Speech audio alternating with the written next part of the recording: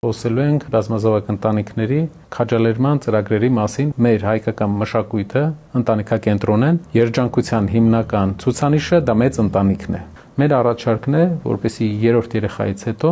բազմազավակ ընտանիքներին հնարավորություն տրվի լավ պայմաններով գնել բնակարաններ, պետությունն էլ աջակցի։ Հայաստան աշխարհի միակ երկիրն է, որտեղ մայրաքաղաքը ավելի շատ երեխա ունենում, քան գյուղերը։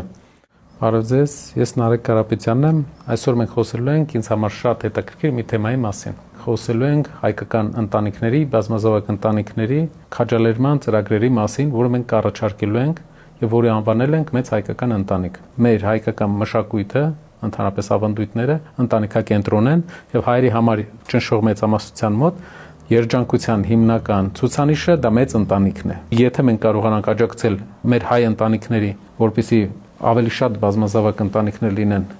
մեր հասարակության մեջ, մենք այս 100-ամյակում տեղ ենք ունենալու այս տարածաշրջանում եւ մեր տոկոսային դերը կբարձրանա։ Դրա համար մենք պետք է անենք մի քանի քայլեր։ Հիմնական խնդիրը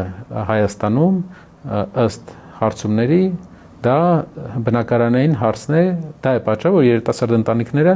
մտածում են, սպասում են մինչև 3-4 երեխան ունենալը։ Մեր առաջարկն է, որպեսզի երրորդ երեխայից հետո բազմազավակ ընտանիքներին հնարավորություն տրվի լավ պայմաններով գնել բնակարաններ, պետությունն էլ աջակցի։ Երիտասարդ ընտանիքների աջակցման ծրագիրը մեզ համար նորություն չէ, մենք դա արել ենք Արցախում, դա բերեց նրան, որ Արցախում հետագա 2 տարվա ընթացքում 4 երեխա ունենալու դեպքերը ավելացան 50%-ով։ Նույնը մենք առաջարկում ենք անել ամբողջ Հայաստանում, բայց այսպես։ Երրորդ եւ 4-րդ երեխայի դեպքում լուծել բնակարանային հարցը,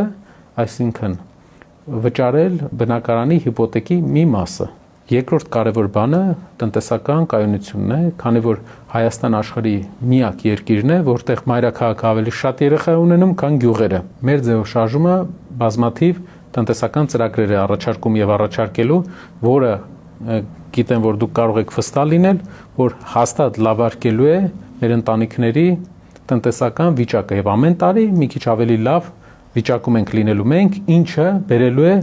երիտասարդ ընտանիքների համար կայունության զգացման, քանի որ երիտասարդ ընտանիքների հիմնական խնդիրը դա կայունության զգացողության բացակայությունն է,